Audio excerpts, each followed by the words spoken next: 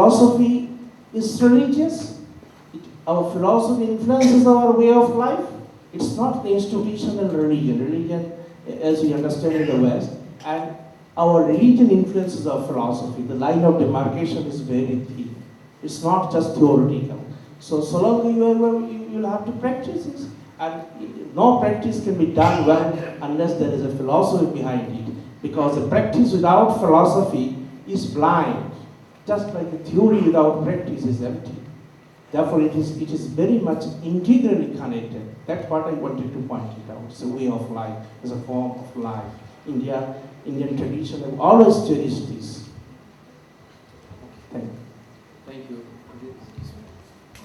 Second last question, and then last question goes. Yes, last question, please. Second last one, last. Vandavi Venerable. My question is to Venerable Banagala and also Venerable Geshe. There are three aspects of studying any religious teachings.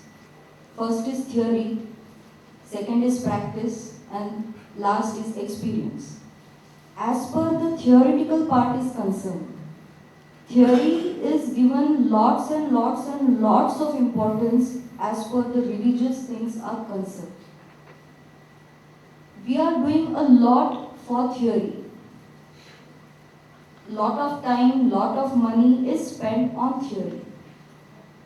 My question is, what can be done to take same efforts for practice as well as experiencing, so that theory, practice and experience should go hand in hand? That's what, because it will give a complete benefit to the person who is studying religion, not only theory. That's what my question is.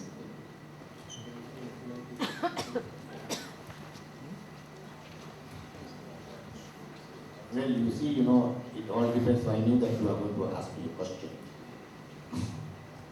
Well, you are very younger than others, and you have to have a theory first. You must know something, otherwise you can't understand. And then practice, being you are very young, you have no time to practice all these things. So, only thing is gradually you have to do everything. It's nothing to hurry, but you have enough time, so you have to know the theory and then practice. Yeah. You asked me as well, right? Yes. Even though I have not made any presentation so far. Okay, since you have asked me. Actually, it is absolutely right that the study, practice, and realization or experience should go hand in hand. And this has been the tradition. And this has been and is the tradition actually, because the Sramana, Manana, and the Bhavana, these three should go together right from the very beginning. By the time you are told about, say, Maitreya, it is not simply about talking about the Maitreya, but it also gives you a kind of opens a window for you how to practice the Karuna or Maitreya, whatever you are being taught in the beginning. And then at the same time, you need to internalize it and try to experience it. And this way, all these three should go together. You should not leave a time for hearing in the beginning and then, and doing practice sometime later, part of your after retirement, and then you will do something. But that is not the practice according to our tradition. We should do all these three things together. Many of our saints and great masters have said that these three should go together right from the very beginning, so that it enriches, each of these enriches other, and you can become a complete practitioner and a scholar together. Yes, please, the last question. My question goes to Professor Mohanta, and you have explained multiculturalism. So multicultural existence is one thing, and multiculturalism is a response to multicultural existence. When you explain multiculturalism, I would like to know how you relate multiculturalism with religious pluralism, because religious pluralism is a thesis from exclusivism to inclusivism, and then to religious pluralism, as you explained that exclusivism, that my religion follow it. Inclusivism is all religions give liberation, but my religion has one is, and as you explained, religious pluralism, all religions are rivers living to the same ocean. But then these two theories, the multiculturalism is also giving respect to all the religions. So I was not clear about the relationship between these two. And Professor Swade has said something. Please confine it to one question. Again.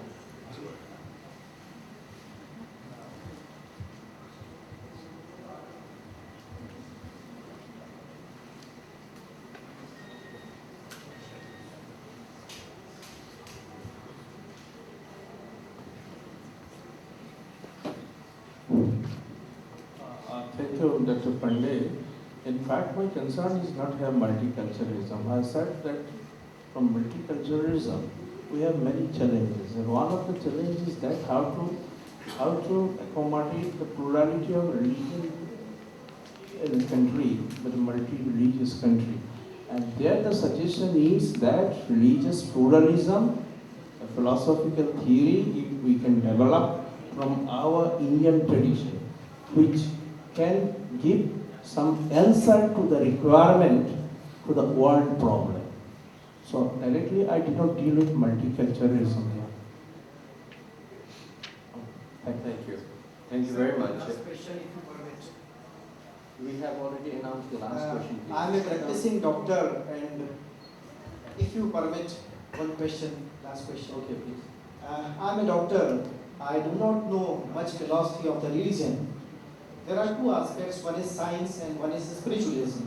Science depends upon the facts. Spiritualism depends upon your faiths and beliefs.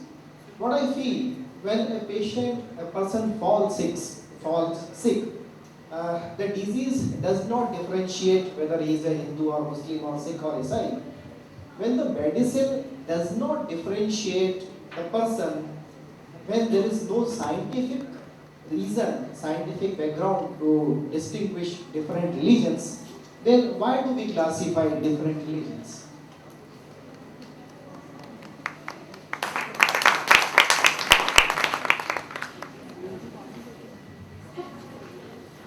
I think that just as there are different religions, there are also different diseases.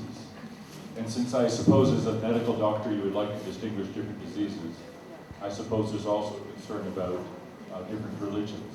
But at the end of the day, we're concerned about health. At the end of the day, we're concerned about physical health and spiritual health. And I think that although we make these distinctions, sometimes they're useful. At the end of the day, what we're aiming for is health. Thank you. Thank you very much. So we have to close this session here with a little bit of remarks from the chair.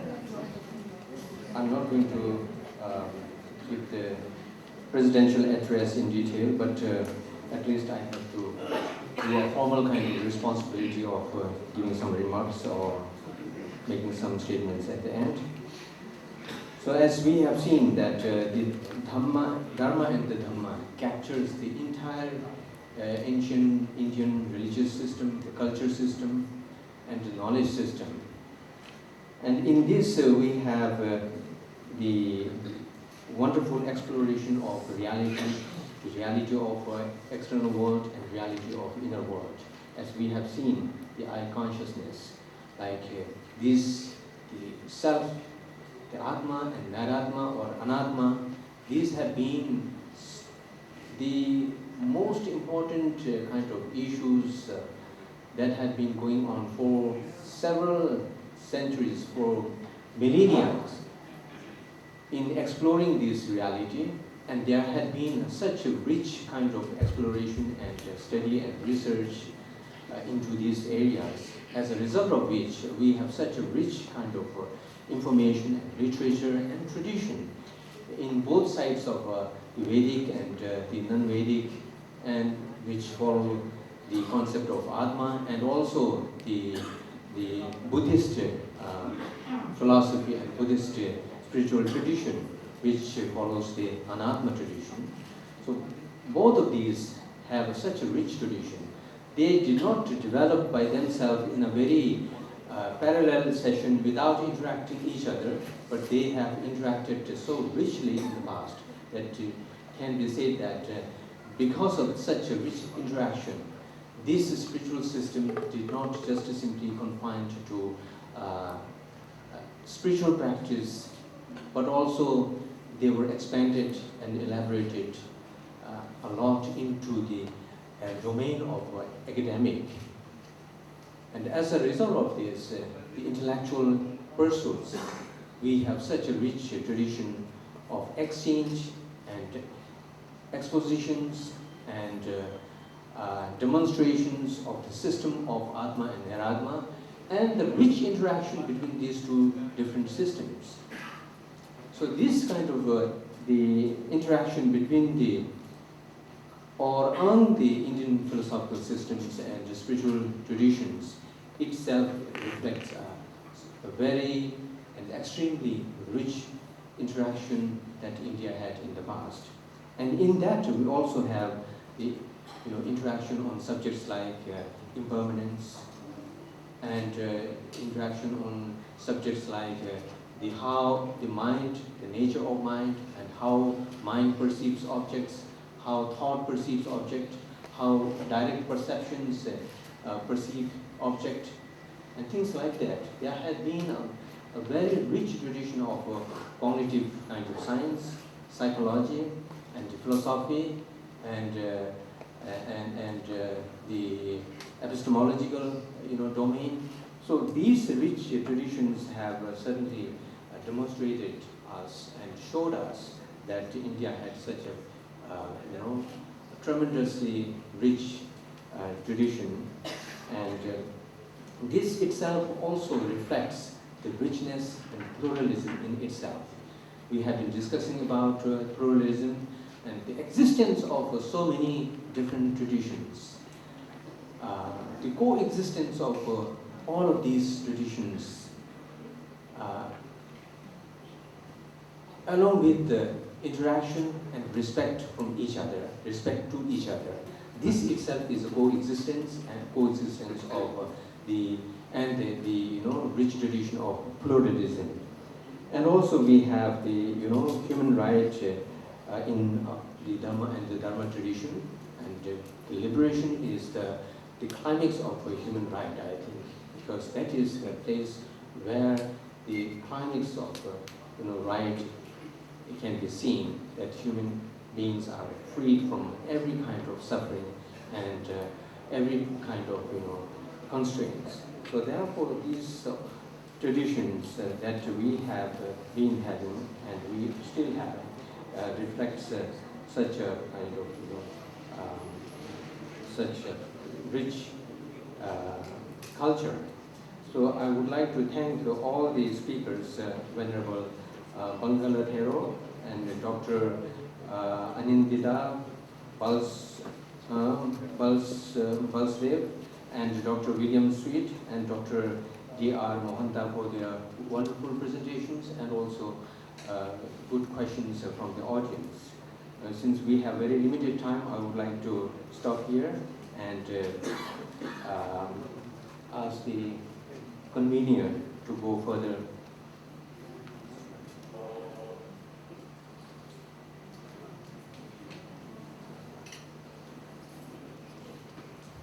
Thanks a lot to all the scholars on the dais. I feel very much sorry that I could not introduce my chairperson of this session in the beginning of this session. Most of the people may be knowing about him, but just have a brief sketch. Professor Geshe Nawang Samten, born on July 7, 1956 at Dhokar in central Tibet. Professor Samten came to India along with... It's not necessary, please. Not necessary. Now, before concluding the session, with the permission of the chair, I would like to call Mr. Bimal A. Bahal, filmmaker, from New Delhi to talk about the documentary made by us. Good evening, ladies and gentlemen. There is a small announcement to be made. After this session concludes and after this movie show is over, I would request all of you to please head towards the Tribal Museum. We have a small cultural program there, and that will be followed by the dinner for the delegates and the guests at Winds and Waves Hotel. We'll be going to that restaurant from here, that is a separate venue, so we will all be going there through the cars and commutation. Thank you so much.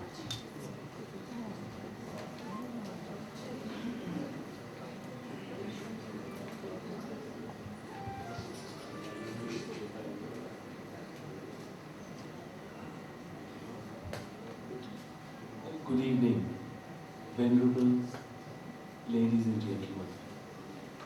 My thanks to the organizers, particularly Professor S.I. Bhatt, for this invitation to make this presentation before you. My thanks to K.Sh. Lavang Sentu, Vice Chancellor of the Central University of Tibetan Studies, who in fact suggested the idea of making this film and then partnered with me in making it.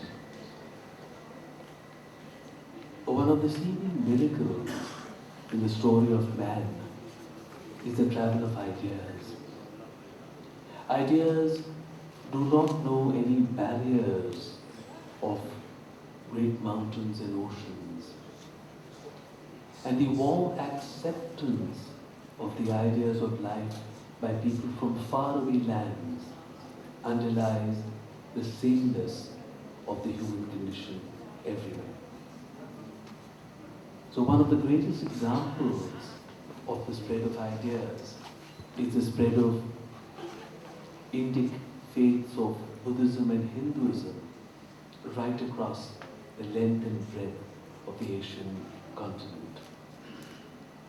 Here in this film, I take pleasure in sharing how the land of Tibet has so warmly nurtured and preserved the philosophy which they inherited from the Indian traditions and from Nalanda University in particular. My many thanks to His Holiness the Dalai Lama, who has contributed so much to this film. Thank you.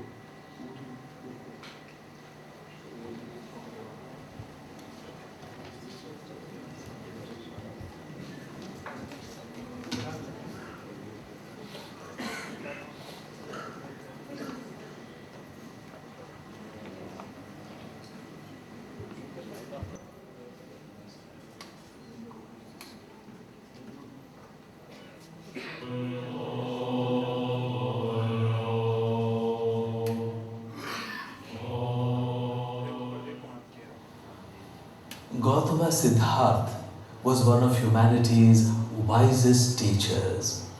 He was born in 563 BC, the son of Sudhodana, the ruler of the Shakya clan. Sudhodana ruled from the town of Kapilavastu in the present-day state of Uttar Pradesh in India. At the age of 35, Gautama attained Bodhi, the knowledge of the eternal truth. Gautama Siddhartha taught a profound ethical message to the many followers who soon gathered around him. He spoke of the pain in our lives and pointed out that this was because of our own desires. The way to do away with the pain was to lose our desires. The philosophic and spiritual system which he taught was embraced by all who heard him and remains most relevant in the world till today. Many Buddhists follow the earlier austere form of Theravada Buddhism. There are also Mahayana Buddhists. They believe in bodhisattvas and pray to them. Bodhisattvas are beings on their way to enlightenment who have delayed their own salvation to help others on the path. Then there are the Vajrayana Buddhists in the Himalayan regions of India, in Tibet, southern China, Mongolia, and in Japan.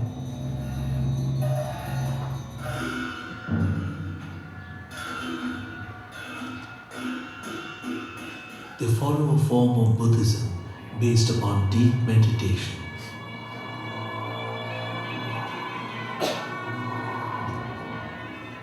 To understand the practices of the Lamas and to understand the history of later Buddhism, we have to turn to Nalanda and other universities of Eastern India.